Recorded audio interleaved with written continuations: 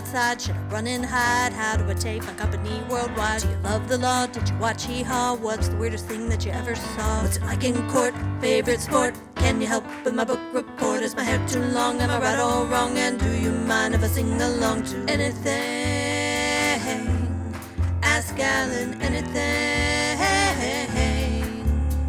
in the world. Hello, everybody, and welcome to this episode of Ask Alan, the podcast. I'm Alan Crone, the CEO of the Crone Law Firm, and I have with me today Jason Munz, who's the beat writer for the Memphis University Tigers basketball team, and his life is about to get 100% more busy in just a few days. Jason, welcome to the program. Couldn't be happier to be here. I appreciate you for having me on. My pleasure. My pleasure. Well, I guess let's just jump right into it. This has been I guess they're all interesting off seasons now, what with the transfer portal and NIL and all of that. How would you score the program's weathering of the off season? I would say, and I have said numerous times about this particular off season, that it is by far. I've been here now. I became the full-time 2019, and so this would be 19, 20, 21, 22. So I guess it's the fourth or fifth off season that I've been through with Penny and on the Tiger beat, and it's by far was the most eventful. It was the most dramatic, and we've been through off seasons where Penny had some flirtations with the Orlando Magic, and we've been through off seasons where we were going through a global pandemic. We've been through, off seasons where, Imani Bates and Jalen Duren helped make up the number one recruiting class in the country. But this one, I think, the others just pale in comparison to this one, because it's been pretty much nonstop, beginning to end, and we're still not to the end yet, right? Like, there's still the outstanding matter to clear up about DeAndre Williams. Like, we're still waiting on an answer from the NCAA. How many months later? Like 5 months later, since that kind of came to the forefront of the off season. But it's, I always say that as long as it's interesting, I'm good. Like, it doesn't matter if it's good or bad to me, as long as it's interesting. And that is one thing one thing about the Tiger basketball beat: it is never boring. Well, let's break it down. What grade would you give Penny for recruiting, the class he's put together that is likely to report at the first game? I would say, as we sit here in late October, of course, it's subject to change. Once we get into the season, we'll see how it all plays out. But, on paper, preseason, all things considered, I'd say like an A-, something in that range. And that's to say that it's really difficult, in my opinion, to get an A+. Like, it's incredibly difficult. And then I take another half point off because we haven't started the season yet. But like, just on the surface, he went out and addressed every need that he had. He needed a big man, he got one. He needed a point guard, he got one. He needed guys who could score points. He got a bunch. And it's not to say there weren't bumps in the road. There were certainly. I would say that Penny would probably even admit that if he, drew up the ideal scenario, the ideal offseason, it wouldn't look like what this offseason has looked like. But like, they're getting votes in the preseason polls, and they've brought in they're only returning two guys from last year's team, Jaden Hardaway and Malcolm Dandridge, and to still be getting votes despite all these new faces, or, not having hardly anybody back, I think is a testament to exactly how well Penny did in the transfer portal. You're talking about Caleb Mills, who was a preseason AAC player of the year a few years ago when he was at Houston. Jaquan Walton, who was the leading scorer at Wichita State last season. David Jones, who has played for 2 different teams in the Big East and has been a top 10 rebounder in the Big East at 6'6". You're bringing in a guy like that. So, he added depth as well. It wasn't like he just added a bunch of front runners. He added Nick Jourdain from Temple. He's brought in some freshmen to kind of balance it out. Like, it can't all be freshmen. It can't all be veterans. He went out and brought in some young guys too. Most notably his son, Ashton, who I think is going to be a big factor as far as how this season is going to go. But yeah, no, I would give it a solid A-. Do you think Penny has made any adjustments? Because he's not alone among coaches who, reload as he's done and then have issues with chemistry and playing time and just finding their rhythm and roles.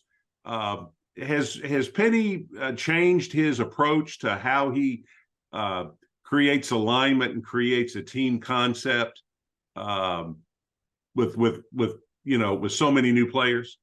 I think he has, and I think this season or this offseason, we've seen it more so than any other year. I think he's made changes and he's made adjustments every year, every offseason. But I think this one he took, several strides toward being better in terms of roster construction, making sure that you're not just going out and getting the best available, or you're not trying to go out and get the best available. You're actually trying to your fit is a significant priority. Not that it never was, but it feels like it's more of a priority. There's more emphasis placed on fit this offseason than any other offseason. I think the other area where Penny has grown as a program director, program manager, is he never, you could feel it sometimes in the past where if something didn't go necessarily according to plan, he might, I don't know if panic is the right word, but he might not know what to do, or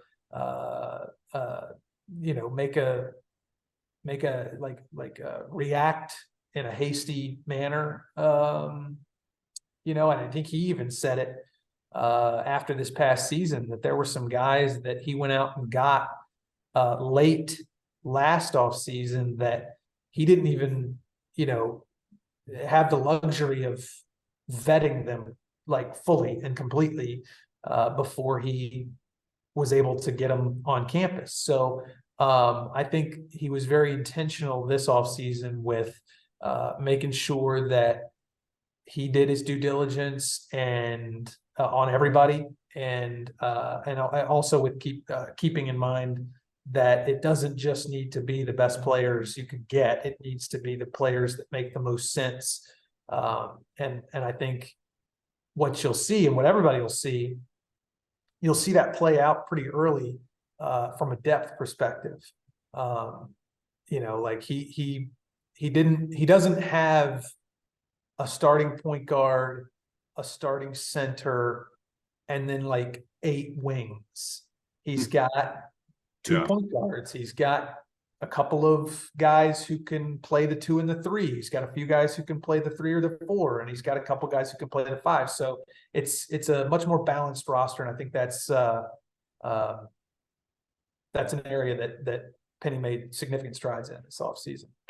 Do you think that the combination of the transfer portal and NIL, kind of the contemporary formula for college basketball recruiting, do you think that particularly suits Penny, coming from with an NBA background? I do. And he would even, I think, say that, I think he would agree, that the way things are done now, or the way things have shifted to where it's more about the transfer portal and less about recruiting high school. Like Penny was one of the best at recruiting high school players in the country. Like he proved that when he got the class that included James Wiseman and Precious Achua, and Boogie Ellis and Damian Ball, DJ Jeffries. He proved it a couple years later with Amani Bates and Jalen Duran and others.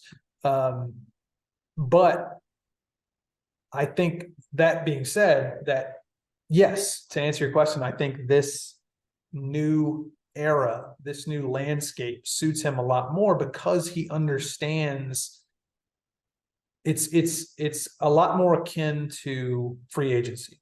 It's a lot. I mean, like, let's face it, the players are getting paid now, and they're making, the majority of them are making decisions from a more business-like standpoint. He's got experience there, like he was on that side of it before, on a much higher level, obviously. But his time in the NBA, he understands. Just sort of that school of thought that it seems to be, that's how everybody's approaching their futures nowadays. There's guys, it seems like every year a certain percentage of the pool of college basketball players are basically free agents. And like I said, Penny gets that. And I think he can relate to these transfer portal players a lot better than, say, another coach at another school who has never been exposed to that sort of environment. So what's the mindset of players these days? What kind of player is looking to be it 2 or 3 different schools in their career, kind of, stepping up? What are they looking for? And what do you think University of Memphis and Penny Hardaway bring to that table, other than obviously Penny's NBA credentials? Or is that really what it comes down to? I mean, I would say that's a part of it, and there's a lot of stuff, there's a lot of peripheral stuff that goes along with that. I mean, because Penny Hardaway is the coach here, then Memphis has a pretty good spotlight on it. They play on a pretty big stage. They play in an NBA arena. They practice in an NBA level type practice facility. It kind of, you come here and you sort of it's almost like a training ground for what most of these guys have aspirations to do, and that's play at the professional level. It kind of gets them ready for that. There's the Penny puts on the pro day where all the scouts come in every October, and you get to go through these testings, and so not every school does that.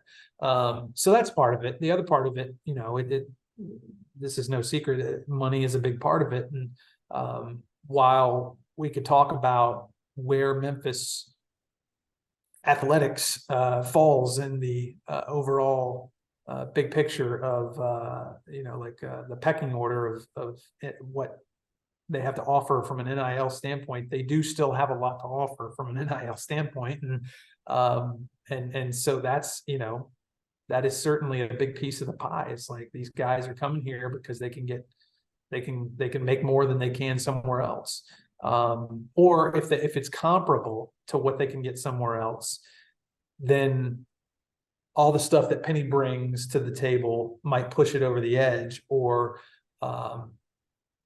or let's face it, if let's say there's a player who wants to play at pick a school. I don't want to name any schools, but if they've got, 1 or 2 schools that they might consider a dream school that they can't necessarily get to, then I think Memphis is right there in that tier of schools that like, if everything else is equal, then Memphis is a really, really attractive place to play and be. And Penny's got a track record now. He has put together he's kind of made it a pattern where he can make good on the the prospects of getting players to the NBA or to the professional basketball level. I mean, he's gotten James Wiseman there, Precious Achiuwa, Lester Quinones is at the professional level now. Jalen Duren. So he's not just saying, "Hey, I can help you get to the NBA." He's saying, "I can help you get to the NBA, just like I've done with these guys." So I would say all that kind of goes into the thought process of these guys. Well, you mentioned NIL, and obviously that's a big wild card. Is that shaking out? In other words, I guess this is our real second year living with this, and is it shaking out to a market? I mean, are there going rates, or are there some schools that are just throwing cash at it and taking players that maybe would have gone someplace else, but they're putting more money on the table? I think that there is still a little bit of the Wild West to it.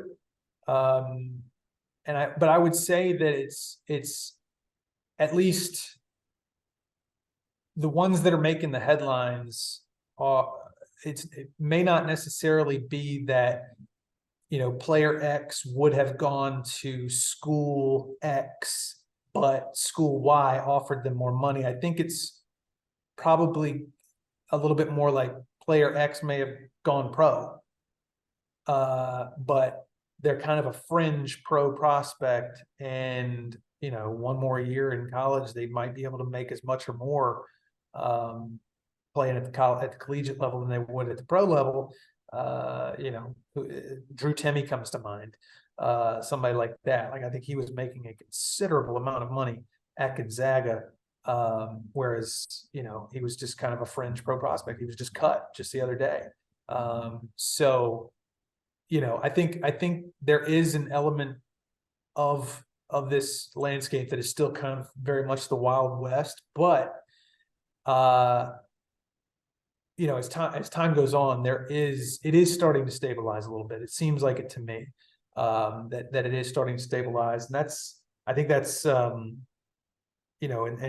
we'll see. I think probably in the next year or two, some legislation enacted to kind of get some guardrails on this a little bit more. I think we've already kind of seen some of it. It seems minor in the grand scheme of things, but no, I don't think it's ever going away. And but I do feel it does feel like it's beginning to get a little bit more stable than it was in the beginning. And I think that's that, to me, that's great. I mean, I'm certainly all for everybody getting paid, but it could not continue the way it was when it first started, and so thankfully we seem to be headed in the right direction. What grade would you give the basketball side of the athletic department in terms of NIL? Where do we rank nationally with our ability to compete with NIL money? From a basketball standpoint, yeah, basketball only, I think better than people probably think, and better recently than maybe past years, like the first couple of years.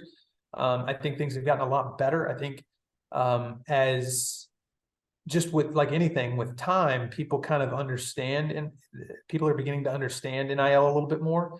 And that's on both sides of the coin. That's within the program. That's within the people who donate money, the donors and the ambassadors. I think there's beginning to be like a greater understanding of just the whole ball of wax. And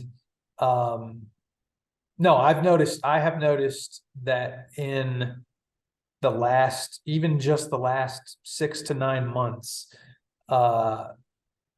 that the basketball program has turned a corner in terms of what needs to be done for them to stay competitive. And I don't think it's any coincidence that, like I said, it feels like in the last 6 to 9 months, they've sort of hit on something. And yeah, I don't think it was any coincidence that as the summer months went on, you saw, like Memphis got Caleb Mills and Nick Jourdain early. They got Jonathan Pierre early. But as some things started to change and some people started to understand some things a little bit better, then you were able to get a Javon Quinterly, then you were able to get a Jordan Brown, a David Jones, a Jaquan Walton. So I think adjustments are being made, and education, people are getting more educated about it, and the basketball program is better for it. Generally speaking, and I know that there's probably lots of individual variations on this, but what do these deals look like? Are they like a stack of different opportunities from different different sources? What are the players' obligations for the use of their image and likeness? So I think it varies, and the variations are the ones that are tougher to nail down, because they're not, like, especially for the media, like, we can't submit an open records request and find out exactly what people are making or whatever, and how they're making it, and certainly they're not willing to talk about it out in the open. And I don't think the program wants them to talk about it out in the open, because, these numbers start getting out and they're confirmed and they're verified. Well, then another program knows exactly what to do to get over that number, and when somebody's services. But so there are good reasons why these numbers are kept on the hush hush. But as far as like the structure of it, we've seen just in the last month or two that Coaching for Literacy has put on, in partnership with some other groups, some other businesses and other groups, they've put on a couple of functions that have been like completely team oriented, like for everybody on the team to come out. One of them was a thing at Bruce Elementary where the whole team comes out and like visits with the kids, and they go from classroom to classroom, they read to the kids, and they hand out school supplies and those sorts of things, and they all get paid for that. There was a function down at Tom Lee Park last week where some kids who needed encouragement and they need help with reading came out to the basketball court out at Tom Lee Park and just played basketball, like did like a skills and drills little 2-hour camp with the entire basketball team, and players got paid for that. They got paid for their time. Now, certainly there are guys who can work out deals on their own with private companies. You'll see every once in a while a player might on their Instagram account, they might, say, hey, go eat at this establishment, it's great. Well, it's they're getting paid to say that. And the more like the bigger a player's profile is, the more money they can make doing that sort of stuff. So but that's kind of largely it. You're not, at least here, we haven't seen much in the way of like grandiose, you haven't seen somebody link up with a car dealership and do a commercial or something like that. Now that's not out of bounds. If there was a car dealer who wanted to do that, they could, but that hasn't necessarily come to fruition here yet. Although, I think what makes those types of opportunities, those really lucrative types of opportunities possible, is if the team is really good and let's say they're in the top 25 and they're getting a lot of national buzz, and let's say they make it to the Sweet 16, you're going to start to see some of that stuff, I think, and business owners wanting to capitalize on the popularity of a program. Let's switch gears a little bit. Talk about the AAC, our beloved conference. Got a lot of new faces in term, not just in terms of players, but in terms of teams and coaches. What's the inside scoop on what the AAC is going to look like this year? Top heavy, or I should say bottom heavy, actually. It's not like there have been a lot of people. There's been a lot of chatter, since it was known that Houston, Cincinnati, and UCF, to a lesser extent, since it became known that they were leaving, that and who the which incoming programs were going to be joining the league. It's been kind of a like, oh no, like this is the sky is falling sort of thing. And I think there might be something to that a little bit, but to me, it's not quite as bad as people were making it out to be. Certainly FAU is coming off a Final Four run, Florida Atlantic, and I know Memphis fans don't need to be reminded of what Florida Atlantic is bringing to the conference, but they are coming off a really, really big year, and so you hope. I mean, it's my thought that Memphis fans should actually hope that FAU is as good as they were last year. Memphis fans should hope that FAU is a top 10 preseason team the way they are this year, because if they're not, then you better run the table in the conference, or else, if you lose to pretty much anybody else in this conference, depending on how you do in the non-conference part of the schedule, it's not going to be good for your seeding. You may make the NCAA tournament, but you may once again be an 8 or a 9 seed, which is not where you want to be. So, so you got Florida Atlantic that's coming in, made a Final Four last year. You've got North Texas, which won the NIT. They're coming in, although I don't think they're going to be as good as they were last year. UAB, I think, is going to be all right. That's another new team coming in. They were the NIT runners-up. Charlotte won the CBI tournament last year, so not terrible. Quality-ish program last year, and has been good in the past.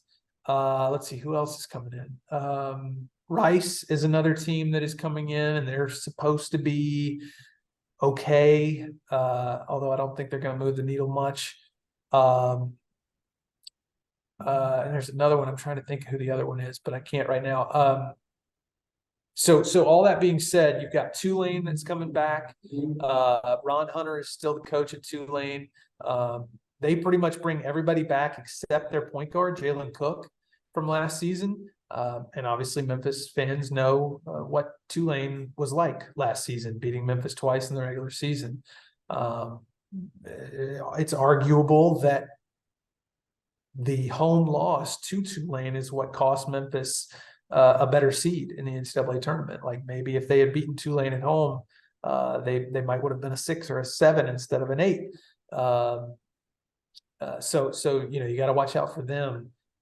But overall, it's going to be very bottom heavy. Like the teams UTSA, Texas San Antonio is the other one. Texas San Antonio might have been one of the 3 to 5 worst basketball programs in the country last year. And I don't think that that's going to change this year very much, if at all. So you're gonna have that sort of sandbagging the conference. You're gonna have, maybe Tulsa's okay, maybe not. East Carolina, like the bottom, the bad teams in this conference are really bad, and the good teams in this conference, either A, there just aren't enough of them, or B, they're not good enough to offset the loss of Houston. So that's why it's going to be imperative for Memphis to kind of make some noise with their non-conference schedule. But the good news is they've got the opportunities to do that. They've put together one of the better non-conference schedules that this program has seen in quite some time. This makes playing in November and December so much more important than January and February. Extremely important. The Tigers are no stranger to that situation, going all the way back to the Conference USA days. Although even then, the opportunities for whatever you want to call them, quadrant one, quality, whatever the name at the time was, that's always been the problem, is that once you get out of our non-conference, those opportunities to really advance are gone and make up ground are gone. But there's so many, as you point out now, there's so many more opportunities to set yourself back if you don't have a great night, or if you have an off night when you're playing, in San Antonio or North Carolina or someplace like that. Yeah. So yeah, no, you're absolutely right. Like they go to Missouri on November 10th, which is the second game of the year. Like that's a huge game. It's a road game against an SEC team that's supposed to be pretty. I don't think they're picked very high in the SEC, but they are receiving votes in the preseason polls.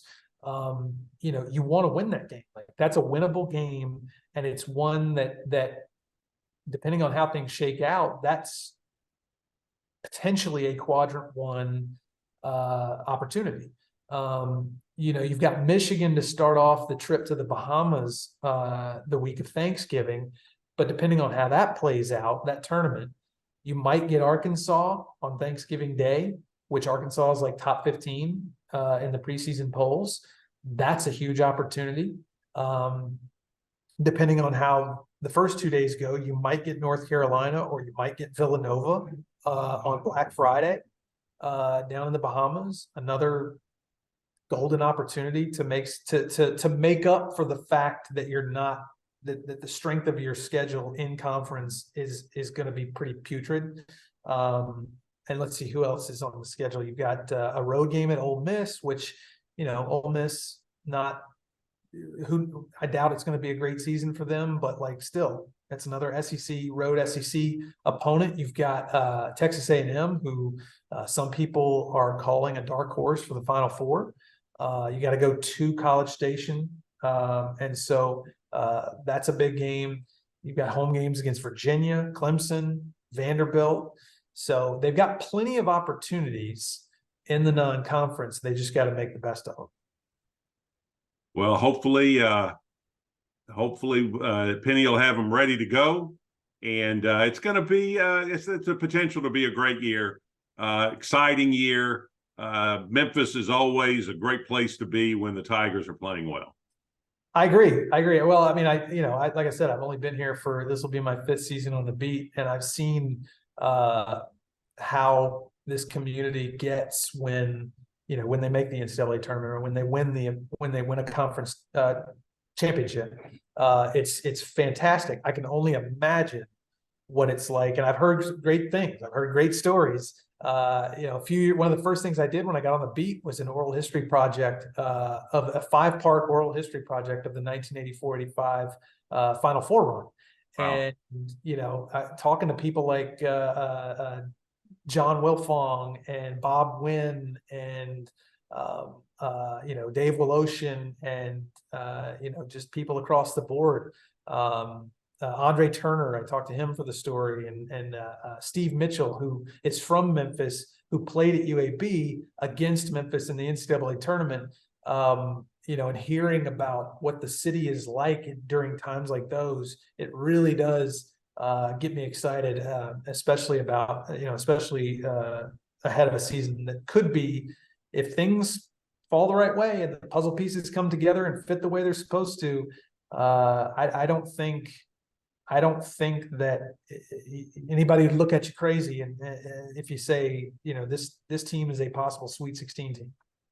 All right, last two questions. Probability that DeAndre Williams is starting the first game at Memphis this year. Ooh, like on a scale of 1 to 10, I would like 1 being the least likely. I would say probably a 3. Okay. I would say probably a 3. All right. And what do you, if I set the over under for the end of the season as Sweet 16, you betting over or under? I'm gonna take the over. I believe that, is that the right way to say it? I'm not a big bettor. Like, if I think they're gonna make the Sweet 16, well, that'd be a push. Okay, so I'm gonna okay. So I'm thinking they're gonna get past the Sweet 16. So I'm taking the over, right? Taking the over. Well, that would be exciting. We haven't been there since in that rarefied atmosphere since Tyreek Evans. I just think there are too many really, really, really strong pieces. I think Penny is going into year 6. He's got Rick Stansberry on the bench beside him, who I think is a wonderful coach. I just think there's too many things working for them to think that as far as likelihood is concerned, that they won't advance at least that far. Well, that's bad news for my bank account, because that means I'll be on the road during March, because I love going to those NCAA tournament games, following the Tigers. And I haven't really had much of an opportunity to do that in successive weeks since 08, 09. Yeah, it's been a long time, and I think a lot of us thought it was going to happen this past season, right? Because right before Memphis took the floor, Fairleigh Dickinson knocks off Purdue. And so that meant that all Memphis had to do was beat FAU. And I don't mean to bring that up. I hope I'm not hurting anyone, causing anybody any stress right now. But I think, I know from where I was sitting, I was talking to Mark Giannotto, my colleague, and we were legitimately, before the game started against FAU, we were like, should we go ahead and book a hotel room for like, should we start making arrangements for next weekend? And obviously that just shows how new you are to Tiger athletics. I know, I jinxed. Jack Eaton would never pre-book a hotel room in advance. He knew, smart man, that was always the death knell. But right. But Jason, I appreciate it. I look forward to reading your stuff this year. And again, I appreciate you. I appreciate everybody listening and watching this podcast. If you enjoyed it, please give us 5 stars on rating on wherever you get your podcast. Jason deserves 5 stars. I don't deserve 5 stars, but Jason does. And please share this and on social media, and let anyone who needs to, any Tiger fan who wants to hear some inside stuff. I think it's been a great broadcast. Thank you, Jason, so much for frankly being very very candid and transparent with your reporting. Oh, well, I appreciate you again for having me, and looking forward to a big year. All right, go Tigers. All right, Jason is going to go report on the Memphis Tigers, and I'm going to go get some justice. Thank you all for listening.